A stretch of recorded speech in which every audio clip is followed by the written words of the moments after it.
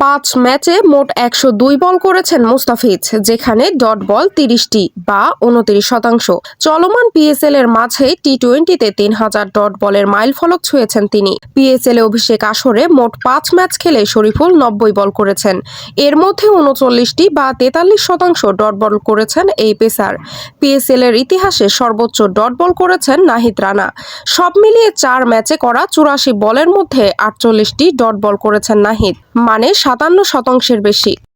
বাংলাদেশের স্পিনারদের নিয়ে সতর্ক নিউজিল্যান্ড অধিনায়ক টম লাথাম। তিনি বলেন, বাংলাদেশের মাটিতে যে কোনো আন্তর্জাতিক ম্যাচে স্পিন বড় ভূমিকা রাখে। অতীত রেকর্ড তেমনই বলছে। এবারও বাংলাদেশের স্পিনাররা আমাদের বড় হুমকি হবে, তবে আমরা যে কোনো পরিস্থিতি সামাল দেওয়ার জন্য প্রস্তুত আছি।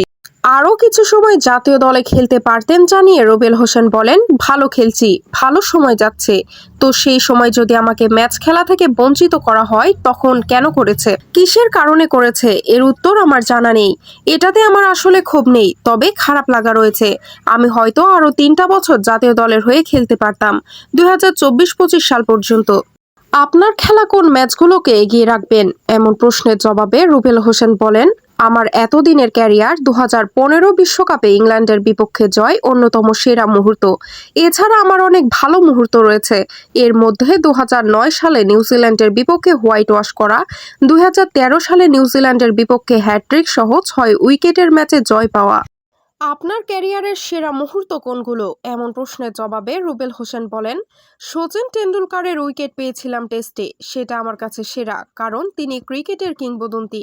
এছাড়া ডি ভিলিয়ার্সের উইকেটটাও সেরা। বিরাট কোহলির উইকেট পেয়েছি।